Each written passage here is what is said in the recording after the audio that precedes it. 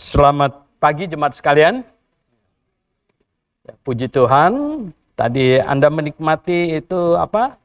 Apa tadi itu? Klarinet ya. Puji Tuhan ya. Kita lihat orang-orang muda kita terdidik dengan baik ya. Ini adalah salah satu kelebihan dari jemaat di sini ya. Bahwa Tuhan beri karunia, ya Gembala Andrew sangat berbakat ya, dalam musik ya. Saya juga tidak tahu dari kecil ya loh, sehingga semua musik gampang dikuasai dan bisa diajarkan kepada anak-anak ya. Puji Tuhan, jadi tim musik kita makin bagus betul ya. Dan ada rencana ini mau dibuka ya. Jadi yang itu mau dibuka supaya di depan di sini lebih lega untuk ini tim musiknya ya. Dan Stuart ya, itu cucu saya. Bulan apa mau ke Inggris, Steven? Agustus ya. Bulan Agustus. Itu dalam tim ya orkestra ya. Yang dia di situ dia terpilih ya. Jadi akan main di Inggris gitu ya. Jadi sebagai itu biola yang akan dikirim ke Inggris nanti ya. Saya nggak tahu nih nanti. Ya, ini belum cuci baju sendiri segala macam, nanti dia sampai di sana sekian hari gitu ya, no? So, oke ya. Jadi kita bersyukur ya. Inilah kasih karunia Tuhan. Saya berkata bahwa tidak banyak gereja yang punya sekolah teologi ya, yang bisa sehingga ada banyak fasilitas. Sebenarnya dengan adanya sekolah teologi jadi banyak fasilitas kita ya, banyak mahasiswa yang bisa membantu mahasiswi semuanya, dan sehingga kita bisa punya cukup kelas dan lain sebagainya. Nah, inilah keistimewaan dari Jemaat Grace ya. Tunggu ya, tidak banyak gitu ya. Dan itu memang menyibukkan kita dan merepotkan kita. Ya, dari dulu saya sebagai gembala sekaligus dosen, yang sibuk itu bukan khotbahnya hari Minggu, tapi yang sibuk itu mengajarnya. Gitu ya. Dan juga itu juga lah yang sebenarnya memerlukan banyak dana. Ya. Karena kita bukan cuman untuk kebutuhan di sini bahkan, gitu. Kita mengirim orang lain keluar ya, kemana-mana untuk menginjil dan mendirikan jemaat, ya semuanya memerlukan dana yang cukup besar. Ya mungkin jemaat bisa search di internet dan lain sebagainya. Kita sudah punya lebih dari 70 ya, GBIA yang ada kebaktian hari Minggunya seluruh Indonesia ya.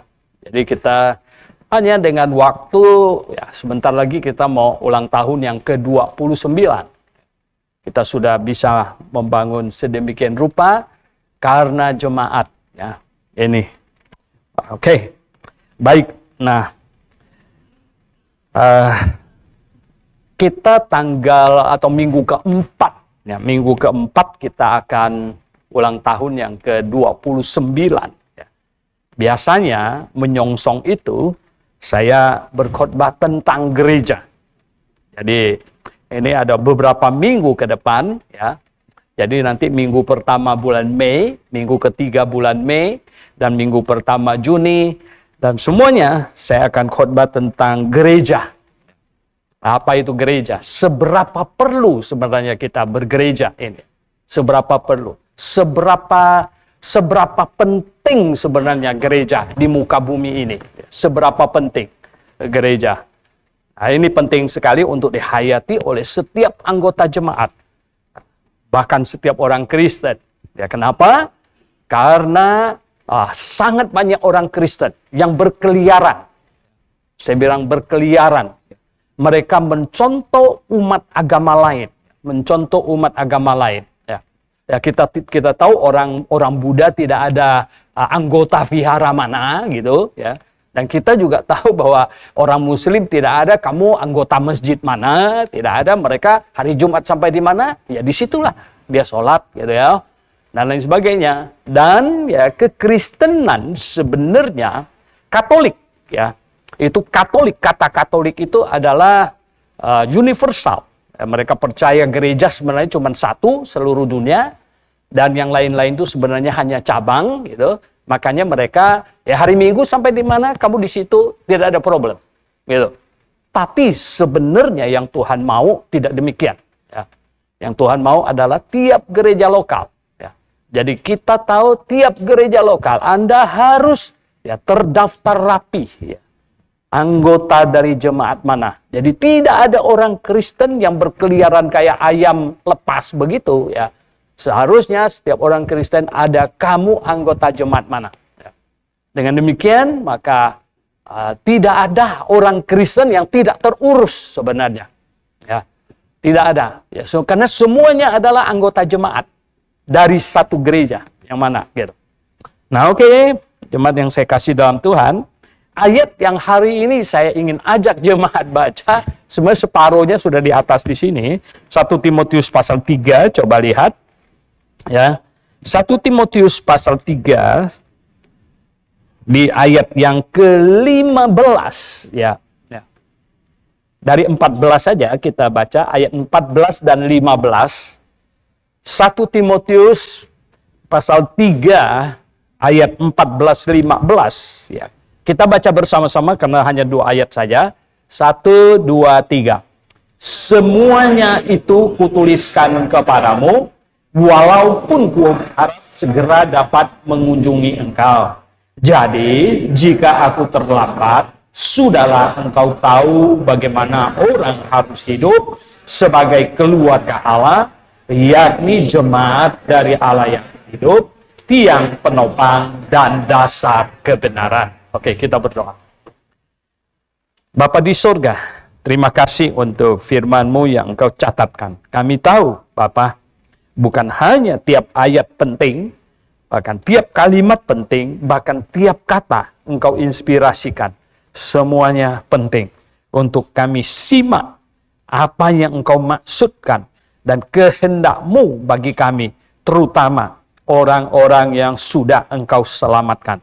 Terpujilah nama-Mu, biarlah kami menjadi pinter, biar kami menjadi orang berhikmat, dan biarlah kami menyenangkan hati-Mu Tuhan. Kami berdoa dalam nama Tuhan Yesus Kristus. Amin. Ya, jadi Rasul Paulus tulis surat kepada Timotius, katanya, sebenarnya saya mau mengunjungin kamu, ya. Ada rencana, sudah ada program mau mengunjungin kamu.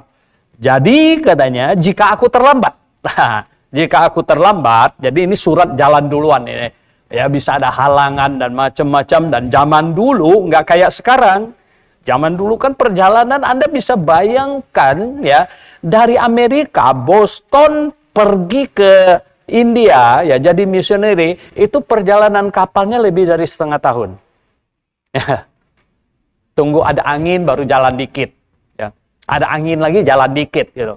Nggak ada angin lagi balik gitu ya. Jadi jalan dikit balik itu kan lama gitu ya, setengah tahun lebih. Saya bilang waduh gawat nih. Nah, Paulus ya dia bilang aku ada rencana kunjungin kamu.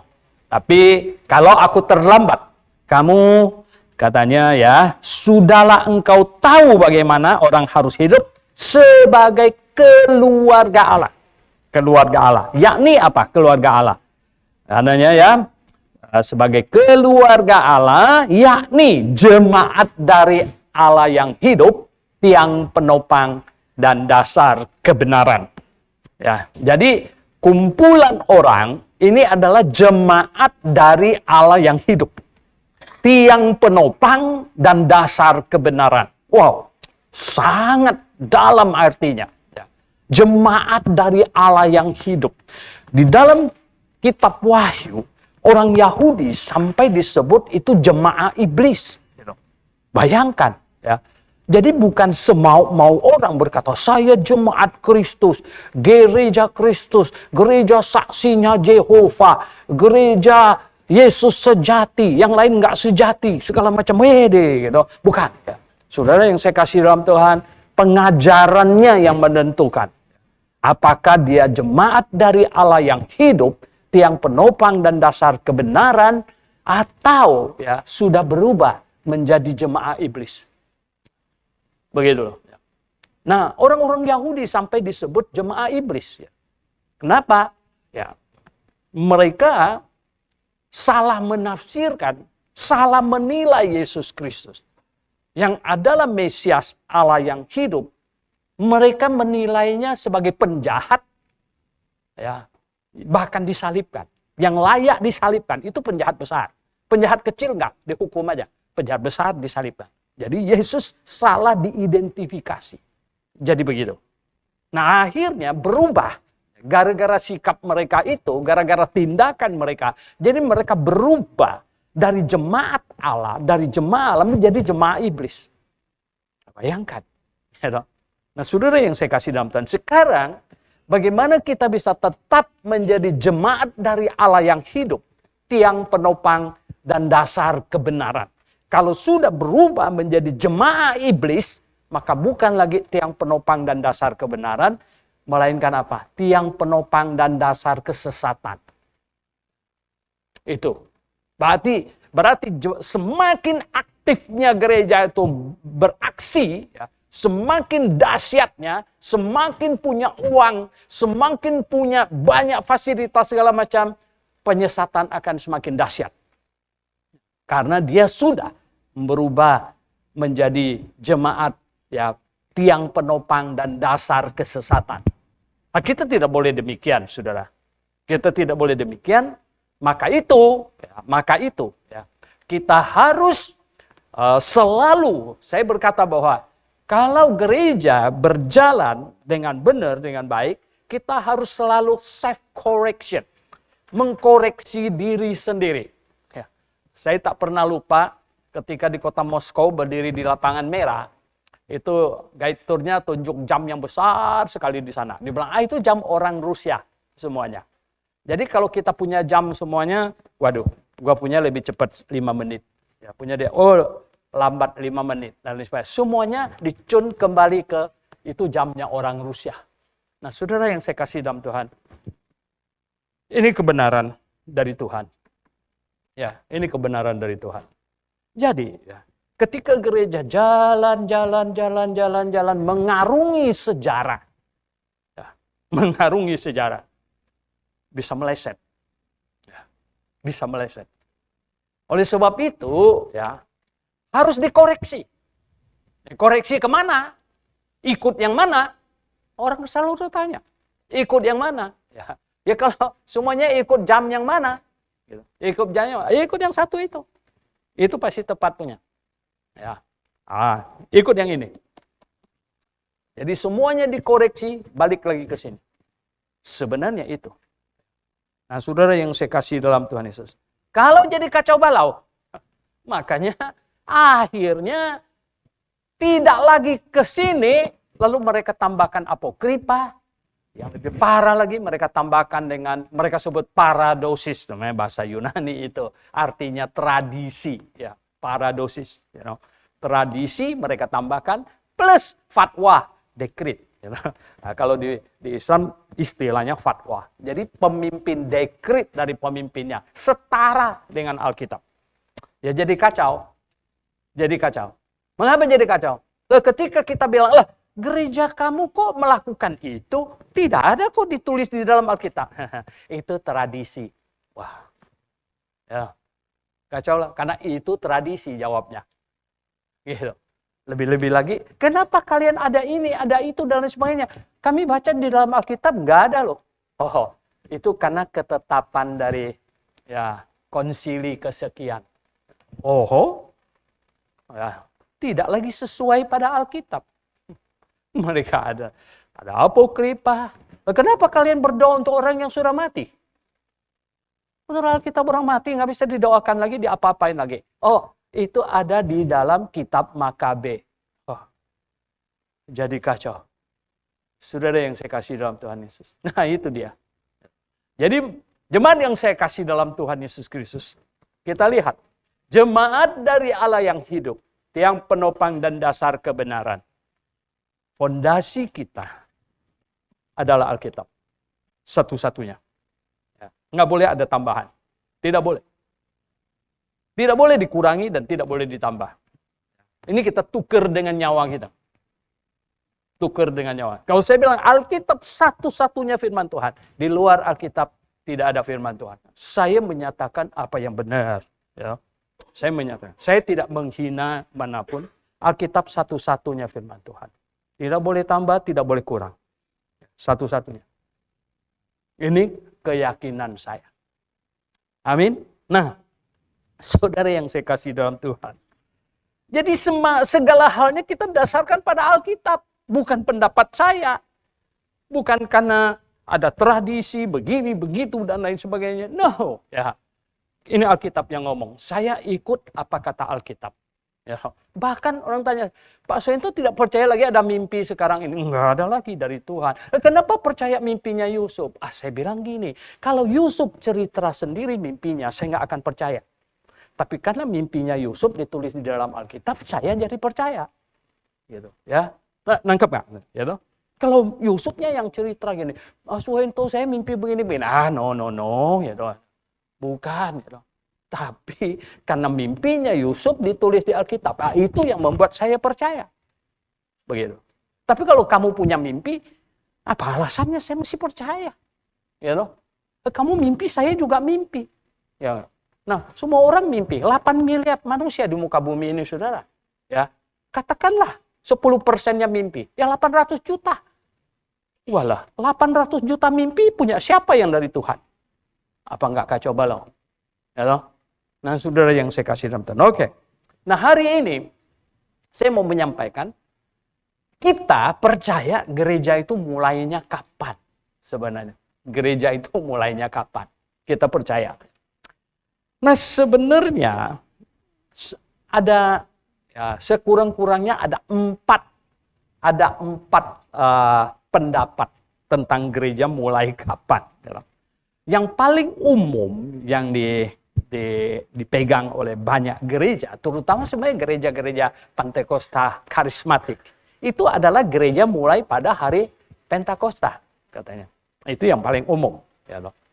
Nah, tetapi kita bilang sebenarnya itu bukan itu. Ya. Kenapa? Kenapa itu salah? Kenapa gereja bukan berdiri pada hari Pentakosta? Karena di dalam Kisah Rasul pasal 2 ayat 41, di situ berkata bahwa pada hari Pentakosta bertambah 3.000 orang. Nah, sekarang saya tanya, kalau barangnya bertambah, itu sebelumnya ada belum? Sudah ada, Makanya jadi bertambah, tambah 3.000 orang. Nah, sebelum hari Pentakosta itu saja, Tuhan Yesus bawa murid-muridnya ke atas Bukit Zaitun, kemudian dia terangkat dan mereka pulang berdoa. Jumlah mereka waktu itu 120-an orang. Sudah ada. Dan kemudian hari Pentakosta, Petrus khotbah tambah 3.000 orang. Ada kata bertambah 3.000 orang. Nah, itu berarti gereja sebelumnya sudah ada. Sudah ada, baru namanya bertambah. Nah, pendapat yang kedua, katanya. Gereja mulai pada waktu Tuhan Yesus memanggil murid-murid pertama. Nah, itu ada di Injil Matius pasal 4, mulai dari ayat 18 dan seterusnya. Nah, di situ Tuhan Yesus bilang, dan ketika Yesus sedang berjalan menuju danau, ia melihat 2 orang bersaudara, Simon yang disebut Petrus, Andreas saudaranya, mereka sedang menebarkan. Yesus berkata, marilah ikutlah aku, dan seterusnya. Kemudian lalu mereka pun segera meninggalkan jalan dan mengikuti dia. Dan setelah Yesus pergi dari sana, dilihatnya pula 2 orang bersaudara, yaitu Yakobus dan Zebedeus, Yohanes saudaranya bersama ayah mereka Zebedeus sedang membersihkan jalan. Ikutlah aku. Nah, ini murid-murid start awal. Mereka bilang, saat itulah Yesus gereja berdiri. Yesus memanggil muridnya kumpul. Nah, kenapa? Karena gereja itu itu dari bahasa Yunaninya ekklesia, lalu larinya ke Portugis. Akhirnya jadi ireje. Bahasa Portugis ireje ke Indonesia jadi gereja gitu. Jadi eklesia Gereja. Jadi ya, eklesia. Itu artinya apa? Orang yang berkumpul. Orang yang dipanggil keluar berkumpul dengan satu maksud, satu tujuan. Nah, zaman itu sebenarnya banyak urusan di mana orang dipanggil keluar gitu ya. Ayo sini ini kamu nih, kumpul ya, keluar gitu. Nah, itu jadi orang, sekumpulan orang yang dipanggil keluar kumpul dengan satu tujuan. Nah, akhirnya kata eklesia ini dipakai untuk murid-murid Tuhan karena mereka berkumpul karena Tuhan Yesus berkata, "Ini ya eklesiaku." Eklesiaku artinya kumpulan orang ini milik saya. Jadi ini kumpulan orang milik Tuhan. Jemaatku, ya, kumpulan milik Tuhan. Nah, saudara yang saya kasih dalam Tuhan, ada yang berkata bahwa, itu Tuhan Yesus memanggil mereka. Nah, itulah start awalnya gereja. Betulkah? Ya, tapi kita bilang, ini orang-orang yang dipanggil, apakah hakikat sekarang ini orang dipanggil keluar, oke, kita kumpul. Ini jadi gereja. Oh, tidak. Ya, mereka haruslah orang yang percaya. Ya. Untuk menunjukkan mereka percaya, mereka apa? Membuat pengakuan iman, kemudian memberi diri dibaptis. Nah, ini baru orang percaya. Jadi kalau cuma kumpul-kumpul saja, nggak percaya gimana? Bukan gereja, bukan milik Tuhan. Jadi bukan jemaat Tuhan karena bukan percaya, hanya kumpul-kumpul saja, gitu. Nah, oke, kita bilang bukan itu. Ada juga yang percaya katanya, oke, gereja ini ya baik. Jadi katanya gereja ini mulai pada waktu Yesus menghembuskan Roh Kudus kepada murid-muridnya. Nah, ini tercatat di dalam Injil Yohanes pasal 20. Injil Yohanes pasal 20, di situ ada ayat 21. Injil Yohanes 20 ayat 21 dibilang ini.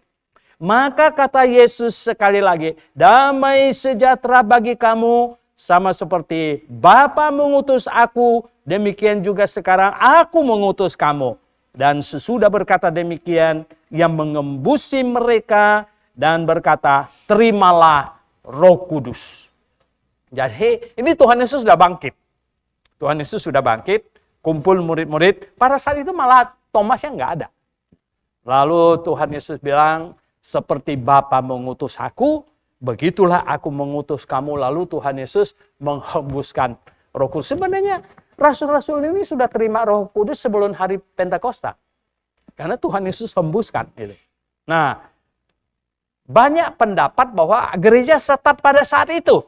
Katanya, saudara yang saya kasih dalam Tuhan, tetapi mirip dengan yang nomor 3 tadi, ya, yang Yesus yang nomor 2, bahwa Yesus memanggil murid-muridnya. Apakah sebenarnya ini yang dihembuskan oleh Roh Kudus ini siapa? Orang percaya sejak kapan mereka percaya? Mereka murid-murid, sejak kapan? Ya, nah maka itu, kita fundamentalis yang sangat spesial. Kenapa? Karena kita percaya gereja sebenarnya start pada waktu Yohanes. Nah, kenapa gereja bisa start pada waktu Yohanes? Karena Yohaneslah orang pertama yang memberitakan Injil. Yohanes itu orang pertama yang memberitakan Injil. Perjanjian baru. Di mana ayatnya? Coba kita baca Markus pasal 1. Injil Markus pasal 1, ya. Bunyinya apa? Injil Markus pasal 1 ayat 1 berbunyi apa? Inilah permulaan Injil tentang Yesus Kristus anak Allah, seperti ada tertulis dalam kitab Nabi Yesaya, lihatlah aku menyuruh utusanku mendahului engkau, ia akan mempersiapkan jalan bagimu terus-terus. Demikianlah ayat 4, ya, demikianlah Yohanes Pembaptis tampil di padang gurun, ya. Dialah memberitakan Injil. Coba, inilah ayat 1, inilah permulaan Injil. Ya, inilah permulaan Injil. Siapa start Injil? Siapa yang permulaan memberitakan Injil? Siapa? Yohanes. Ya. Yohanes yang permulaan memberitakan Injil. Jadi Yohaneslah pemberita Injil pertama perjanjian baru. Ya, perjanjian. Memang di dalam Galatia pasal 3, Rasul Paulus ada mengargumentasikan bahwa Abraham pun sudah mendengar Injil. Abraham pun sudah mendengar Injil. Tapi itu Injil yang masih dalam nubuatan ke depan. Tetapi Yohanes datang dan Yohanes berkata bahwa aku ini menunjukkan kepadamu siapa dia. Dan kalau kita baca di Yohanes ya, Yohanes berkhotbah, katanya apa? Kerajaan sorga sudah dekat. Bertobatlah dan percayalah. Mereka bilang apa? Kenapa? Karena Allah Jehovah datang melawat umatnya.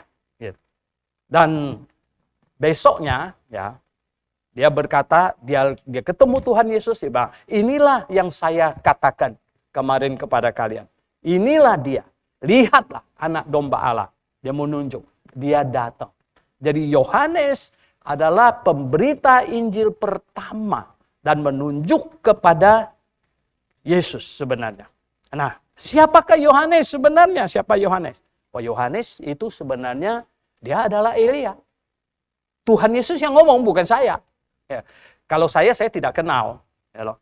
Bahkan Zakaria pun tidak kenal sebenarnya. Elisabeth pun ibunya tidak kenal. Yohanes sendiri tidak tahu dia Elia.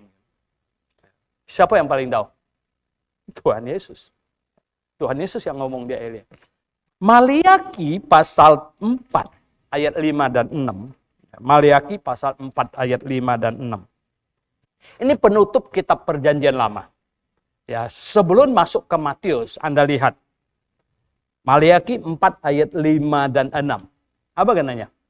Sesungguhnya aku akan mengutus Nabi Elia kepadamu menjelang datangnya hari Tuhan yang besar dan dahsyat itu.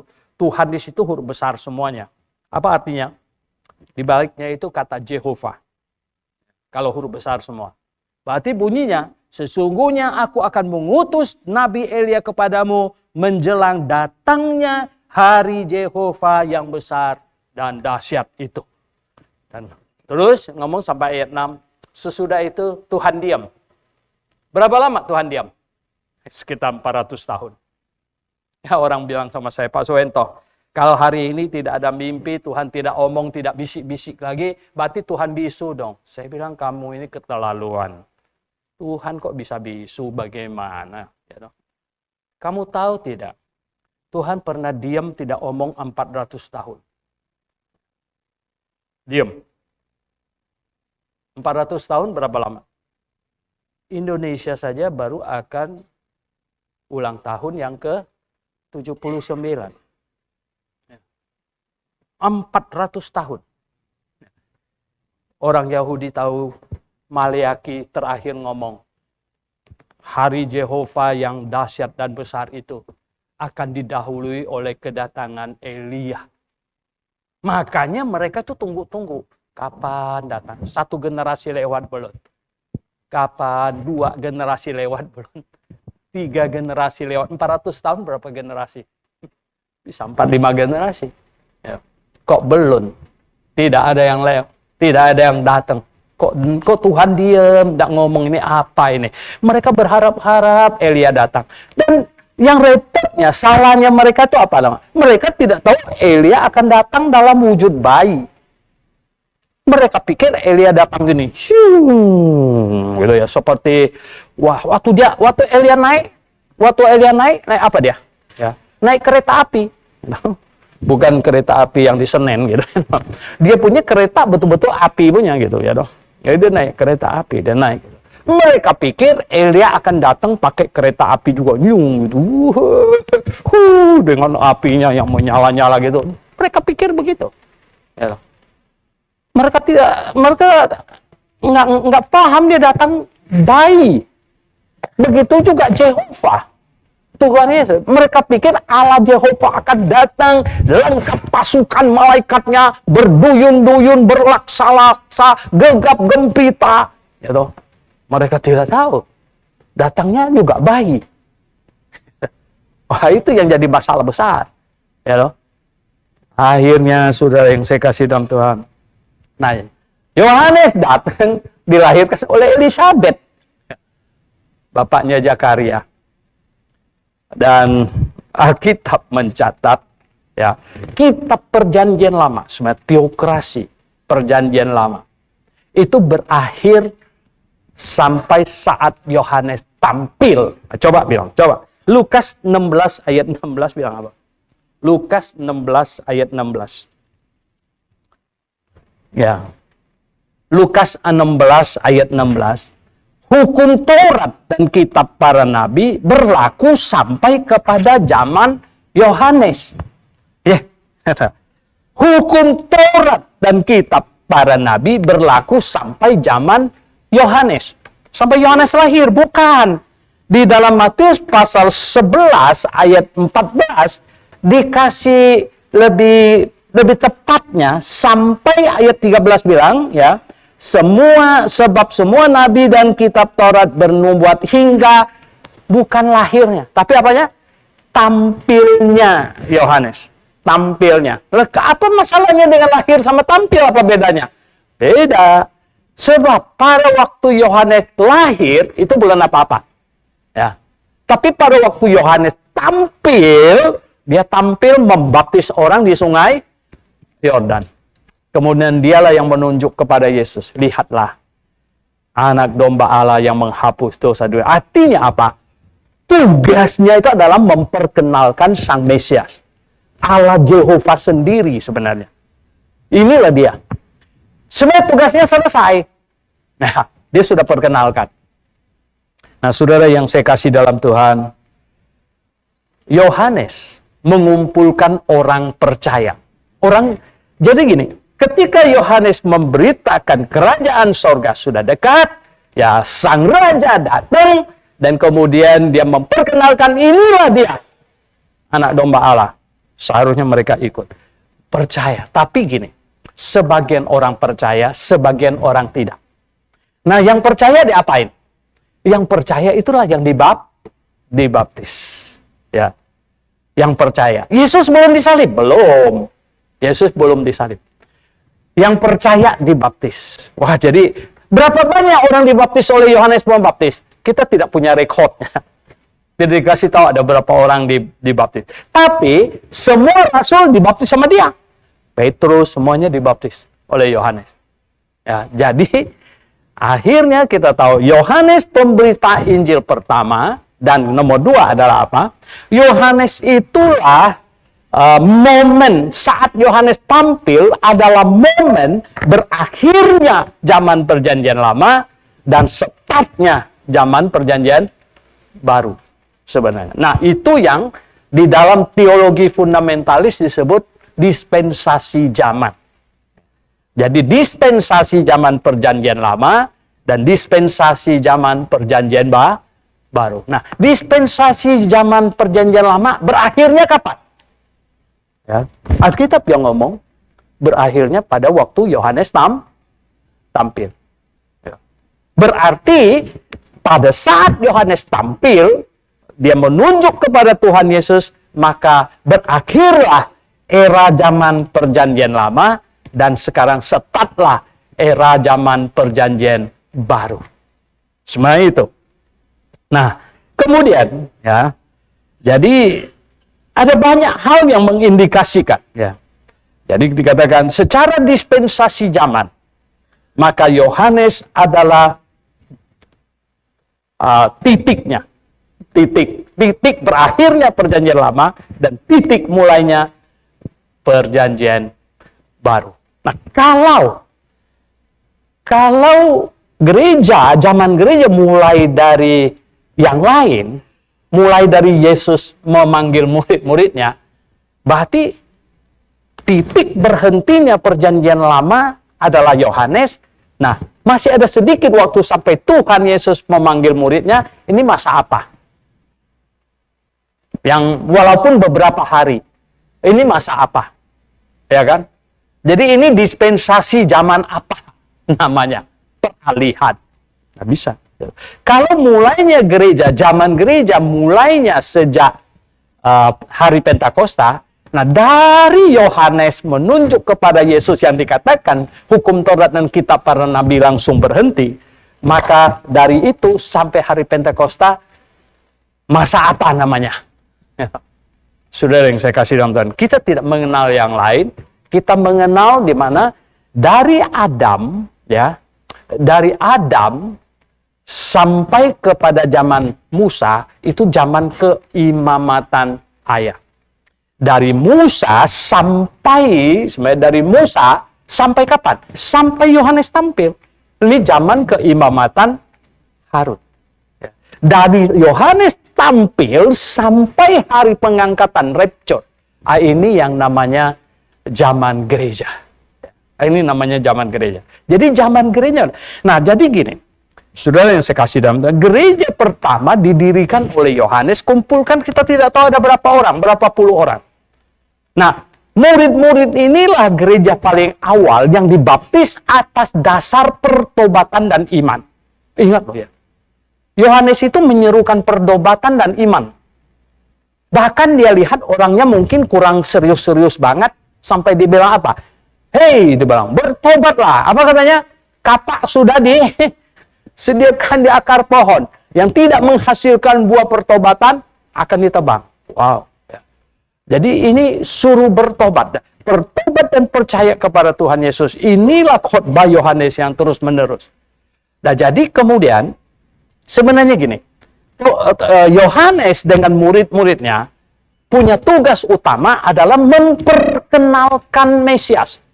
Memperkenalkan raja yang akan start, ya, yang akan mulai pemulihan kerajaan Daud. Yang akan pemulihan. Nah, ternyata saudara yang saya kasih dalam Tuhan, ya, Yohanes, ya, Elia sebenarnya dia dipenggal. Dan kemudian murid-muridnya, sebenarnya murid-muridnya semuanya diambil alih oleh Tuhan Yesus. Nah, inilah gereja pertama. Jadi murid-muridnya diambil alih oleh Tuhan Yesus. Tuhan Yesus kemudian membangunnya.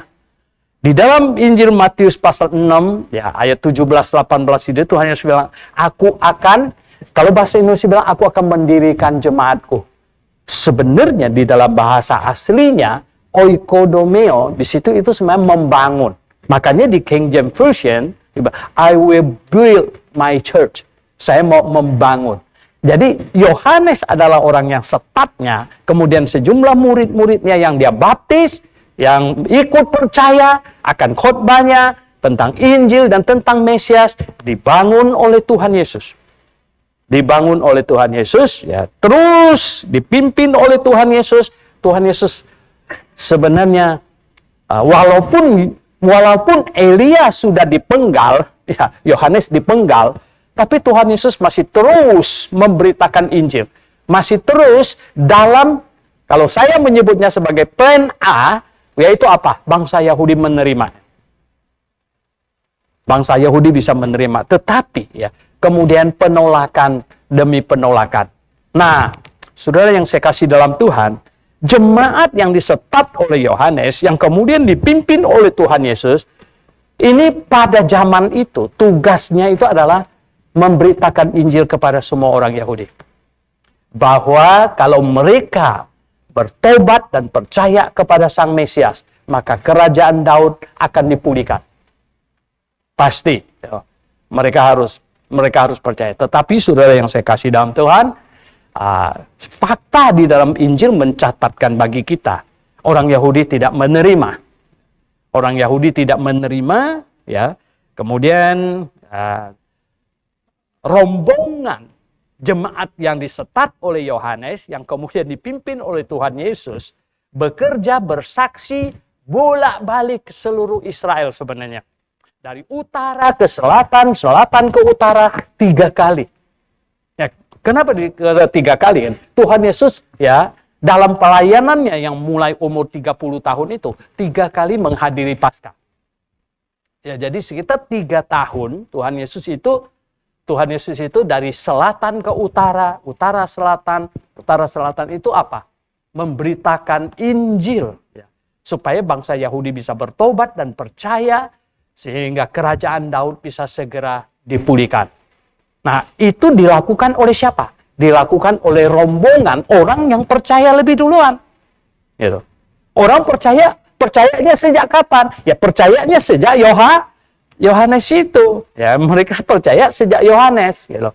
Dan seterusnya, dan kita tahu bahwa kesaksian utama mereka, sebenarnya mereka tidak melakukan PA dan lain sebagainya. Sebab apa? Orang Yahudi itu sudah sangat menunggu-nunggu kedatangan Mesias. Mereka sangat menunggu. Mereka sangat-sangat menunggu kedatangan Elia. Cuma pada waktu Yohanes muncul, ya, lihatlah apa yang mereka katakan. Yang mereka tanya pertama apa? Apakah engkau apa? Elia. Apakah engkau Elia? Kenapa? Karena mereka sangat ingat akan firman Tuhan yang disampaikan oleh Maliaki. Apakah engkau Elia? Nah, yang repot itu apa dong? Banyak orang mendengar dan memegang itu sebagai pegangan. Yohanes menjawab apa? Bukan. Lalu siapa kamu? Saya lah, katanya apa? Suara yang berseru-seru di padang gurun. Nah, itu yang dinubuatkan di kitab Yesaya. Gitu. Jadi bukan yang dinubuatkan di kitab Maleaki. Oh, jadi suara yang berseru-seru. Oke, dia bukan Elia. Nah, karena dia bukan Elia, mereka pikir Yesus bukan Mesias yang diperkenalkan. Begitu. Kalau dia Elia, maka Yesus adalah Mesias. Begitu. Tapi sekarang dia bukan Elia, makanya dia bukan Mesias. Yang satu ini. Ya, yang satu ini kita penggal, yang satu ini kita salibkan saja. Gitu. Sudah yang saya kasih dalam Tuhan. Tetapi sebenarnya siapa? Yohanes itu siapa? Oh, dia Elia. Bukan saya ngomong. Tuhan Yesus, coba lihat di Matius 17. Matius 17, ya. Di Matius 17. Kalau Anda buka di Matius pasal 17, di situ, Tuhan Yesus mengajak 3 orang muridnya naik ke atas gunung. Naik ke atas gunung yang tinggi katanya. Dan sampai di atas gunung itu, tiba-tiba Tuhan Yesus berubah. Lebih terang dari matahari katanya. Waduh, nggak main-main ini ya. Menurut kamu 3 orang muridnya kaget nggak? Shock, gitu. Dan tambah sukacita, nggak tahu ya. Belum masuk surga saja, kalau suasana surgawi itu sukacita, betul nggak? Ya, belum masuk surga loh. Makanya mereka tuh sukacita. Saking sukacitanya, Petrus agak bodoh. Dia tanya Tuhan Yesus, mau nggak dibikinin tenda di situ? Walah, kok bikin tenda gitu ya. Dan datanglah di situ katanya 2 orang hebat ini. Musa dan Elia. Musa dan Elia datang. Nah, waktu turun gunung, ya, itu 3 orang murid ini, ya, kalau nggak pusing dia bukan orang yang berpikir, dia pusing juga. Artinya apa? Mereka jadi sadar ini Yehova. Dia hanya mengenakan tubuh yang manusia biasa. Lihatnya tadi itu dong. Siapa lagi yang lebih hebat dari Elia sama Musa? Dan yang bisa berubah lebih terang dari matahari? Siapa lagi? Ini pasti Yehova. Lalu apa dong? Akhirnya mereka berpikir, mereka bilang gini. Ayat 9. Ayat 9 dari Matius 17. Pada waktu mereka turun dari gunung itu, Yesus berpesan kepada mereka, jangan kamu ceritakan penglihatan itu kepada seorang pun sebelum Anak Manusia dibangkitkan dari antara orang mati. Shh, diam. Ya, bahwa dia itu adalah Allah Yehova. Lalu ayat yang ke-10, lalu murid-muridnya bertanya kepadanya. Bertanya apa? Mereka ingat nubuatan Nabi Maliaki. Kalau demikian, maksudnya itu kalau demikian itu apa? Kalau engkau adalah Allah Yehova, ya, kalau engkau adalah Mesias, kalau demikian, mengapa ahli-ahli Taurat berkata bahwa Elia harus datang dulu? Mereka merujuk ke Maleaki pasal 4. Kalau demikian, mengapa ahli-ahli Taurat bilang Elia harus datang dulu? Maksudnya itu, kalau engkau adalah Yehova, Allah yang maha dahsyat itu yang datang itu. Mengapa para ahli Taurat bilang bahwa Elia harus datang dulu. Benar nggak Elia harus datang dulu? Benar. Kan di dalam Maliaki udah dinubuatkan bahwa Elia akan dikirim mendahului kedatangan hari Tuhan yang maha dahsyat itu. Nah, akhirnya apa? Ayat 11. Jawab Yesus, ayat 11. Jawab Yesus, memang Elia akan datang dan memulihkan segala sesuatu. Dan aku berkata kepadamu. Terus dia bilang apa? Elia sudah datang. Tetapi orang-orang tidak mengenal dia dan memperlakukan menurut kehendak mereka. Demikian juga anak manusia sama. Kami ini satu tim. Maksud Tuhan Yesus, dia dengan Elia itu satu tim. Demikian juga anak manusia akan menderita oleh mereka. Ayat 13 penting. Apa katanya? Pada waktu itu mengertilah murid-murid Yesus bahwa ia berbicara tentang siapa? Yohanes Pembaptis. Bahwa Yohanes Pembaptis itu Elia. Mereka sudah salah semuanya. Begitu. Wah, lalu kenapa waktu Yohanes ditanya, apakah kau Elia? Kau dijawabnya bukan. Sekarang, siapa yang lebih mengenal Yohanes? Dia sendiri, bapaknya, emaknya, atau Tuhan? Saya bilang Tuhan. Dia lebih tahu itu siapa. Sebenarnya. Dia adalah Elia. Tuhan Yesus yang ngomong. Nah, saudara yang saya kasih dalam Tuhan Yesus Kristus. Jadi, siapakah yang memulai gereja? Yohanes yang adalah Elia menghentikan masa dispensasi perjanjian lama dan memulai masa dispensasi perjanjian baru. Nah, inilah startnya gereja sebenarnya. Dan yang hebat lagi itu apa, teman? Pada waktu mereka mau mencari orang menggantikan Yudas, rujukannya apa? Coba baca di Kisah Rasul pasal 1. Ya. Kisah Rasul pasal 1. Rujukannya apa katanya? Ya. Kisah Rasul pasal 1. Di ayat yang ke-21 ya, dan 22. Kisah Rasul pasal 1 ayat 21-22. Jadi harus ditambahkan kepada kami seorang dari mereka yang senantiasa. Jadi ini sudah Yudasnya nggak ada. Yudasnya udah mati katanya. No? Jadi harus ditambahkan kepada kami seorang dari mereka yang senantiasa datang berkumpul dengan kami selama Tuhan Yesus bersama-sama dengan kami. Yaitu apa? Mulai dari baptisan Yohanes sampai hari Yesus terangkat ke sorga meninggalkan kami untuk menjadi saksi dengan kami tentang kebangkitannya.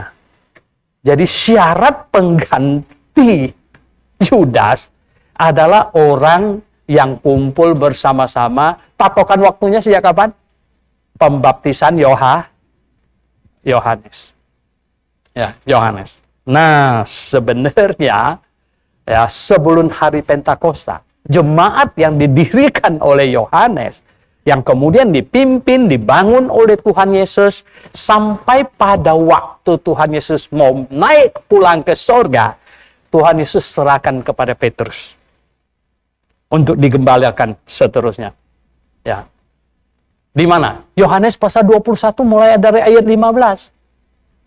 Sebelumnya Tuhan Yesus cek dulu. Simon, anak Yohanes, anak Yunus. Apakah engkau mengasihi aku lebih dari mereka semua? Dia mau cari, memang 12 murid, tapi yang paling mengasihi dia itu yang mana? Apakah engkau? Petrus sampai enggak benar. Oh ya Tuhan, dia bilang. Ini kita berhadapan dengan orang yang maha tahu, yang tahu seluruh isi hati itu tak bisa bohong. Petrus tahu nih, nggak ada gunanya ngebluffing gitu ya. Nggak ada gunanya ngebluffing. Saya paling mengasihi engkau gitu. Nggak ada gunanya. Kenapa tahu nggak? Karena Petrus sudah bilang, ya, tempo hari aja dia sedikit mau shock begitu, langsung dibilang apa? Sebelum ayam berkokok, ya, kau ngomong apa? Nah sekarang waktu ditanya, Petrus, ya, Simon, anak Yunus, ya, apakah engkau mengasihi aku lebih dari mereka semua ini? Apa yang mau diomong sama Petrus? Dia bilang, Tuhan, katanya, engkau tahu isi hatiku, engkau tahu semuanya. Lalu, setiap kali dia jawab, Tuhan bilang apa? gembalakanlah domba-dombaku. Gembalakanlah. Wow, satu kali lagi Petrus ditanya. Aduh Tuhan, sampai dia nggak enak hati. Nah sebenarnya ini mengandung arti apa dong? Yang jadi gembala itu orang yang harus paling mengasihi dari jemaat, yang paling mengasihi Tuhan, betul nggak? Makanya, gitu loh. Saya bilang kepada mahasiswa, kalau ada jemaat kamu lebih mengasihi Tuhan dari kamu, kamu malu. Kamu harus malu. Kenapa? Lah, kamu kan yang ditunjuk jadi gembala, menggembalakan. Makanya Tuhan sebelum serahkan tugas ini kepada Petrus, minta konfirmasi dulu. Apa itu? Sampai 3 kali. 3 kali. Udah, gembalakanlah domba-dombaku. Nah, domba yang didapat dari Petrus sendiri dibaptis oleh Yohanes. Dan semua rasul dibaptis oleh Yohanes. Dan akhirnya mereka terus menerus. Dan pada hari Pentakosta, sebenarnya Petrus gembala sidang. Pertama, khotbah. Ya, pencurahan Roh Kudus dia khotbah. Ditambahkan berapa? 3.000 orang. Ditambahkan. Wow ya. Akhirnya jemaat itu go public. Jemaat go public. Jemaat yang tadinya start awalnya itu untuk memberitakan Injil kepada bangsa Yahudi saja. Oh, kenapa kepada bangsa Yahudi saja? Banyak bagian Alkitab di mana Tuhan Yesus bilang apa? Jangan pergi kepada bangsa lain. Kepada bangsa Yahudi.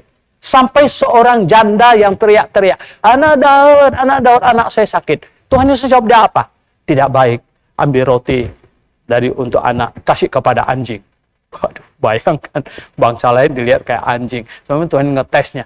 Tapi janda itu ngomong apa? Dibilang, ya nggak apa-apa lah. Dibilang, anjing juga boleh makan remah-remah yang jatuh dari piring anak. Wah, Tuhan Yesus bilang, hebat nih dia. Dia cuma mau remahnya aja. Yaudah, oke, anak kamu sembuh. Kenapa beritakan Injil kepada bangsa Yahudi? Kenapa bangsa lain tidak worthy untuk diselamatkan? Enggak? Oh bukan. Banyak bangsa lain diselamatkan, termasuk janda itu. Tetapi, seperti yang Rasul Paulus argumentasikan di dalam Roma pasal 11. Tahu apa? Kalau bangsa Yahudi menolak saja juru selamat raja mereka, ada berkat bagi semua bangsa yang lain. Apalagi menerima. So apa? Kalau bangsa Yahudi menerima, semua bangsa yang hidup pada zaman itu, manusia hidup pada itu, segera akan masuk ke dalam kerajaan 1000 tahun. Kerajaan Daud yang dipulihkan. Wah, dahsyat sekali, saudara. Tetapi karena penolakan mereka, bangsa Yahudi diskorsing, ya. Ini gara-gara perang di sana, ini banyak orang tanya sama saya sibuk jawab mereka. Pak Suhento, apa perang dunia ketiga? Tidak. Oh, berapa lama lagi akan rapture segala macam. Harap tidak ada yang naik ke atas gunung gitu ya. Kayak William Miller dulu ya. Tidak ada. Ini banyak nanya begitu ya. Saudara yang saya kasih dalam Tuhan ya. Kalau bangsa Yahudi menerima Mesias mereka waktu itu, segera masuk ke dalam kerajaan 1000 tahun. Tapi karena ditolak oleh bangsa Yahudi, akhirnya apa? Injil dibuka kepada bangsa yang lain. Masuk sampai jumlahnya penuh. Dan bangsa Yahudi digojlok dulu, dipeloncoh. Atas kesombongan mereka yang ngomong apa? Biarlah darahnya ditanggungkan kepada kami dan anak-anak kami. Oke, silakan tanggung. Betul nggak? Sampai zaman Hitler, 5-6 juta diburu, dimasukkan ke dalam ruang gas, habis semua. Saudara yang saya kasih sampai hari ini, saudara yang saya kasih dalam Tuhan, kapan akan terangkat pengangkatan? Kita lihat ketika zaman gereja yang dimulai dari Yohanes Pembaptis dan berakhir pada waktu hari pengangkatan. Ini selesai zaman ini, maka akan masuklah Tuhan berurusan kembali dengan bangsa Yahudi. Tuhan berurusan kembali dengan yang bangsa Yahudi. Kelihatannya sekarang hampir ini ya. Kita tidak tahu apa yang akan terjadi sekarang ini. Ya, segalanya bisa berubah. ya segalanya bisa berubah. Kalau Anda mengikuti berita, ya, Anda tahu di Amerika apa yang terjadi, apa Anda bisa tahu apa yang terjadi di Universitas Columbia, ya, di situ apa yang terjadi, demo-demo, ya, di Amerika berapa banyak demo yang membela Palestina dan lain sebagainya. Ya, sekarang seluruh dunia makin bergejolak. Saudara yang saya kasih dalam Tuhan, hari bunyi sangkakala makin dekat. Ya. Kenapa? Karena zaman gereja, zaman yang disetat dari Yohanes, ya, sampai hari pengangkatan, ini hampir berakhir. Ketika zaman ini berakhir, selesai, Tuhan akan mulai lagi dengan zaman baru. Ya. Yang nanti bangsa Yahudi akan kembali seperti zaman perjanjian lama. Dan akan masuk ke dalam tribulation yang begitu sulit. Ya, menurut kitab Daniel itu ditulis 7 tahun. Tapi kita tidak tahu. Kita tidak dikasih tahu. Ya, dari pengangkatan sampai 7 tahun tribulation itu ada jarak berapa jauh.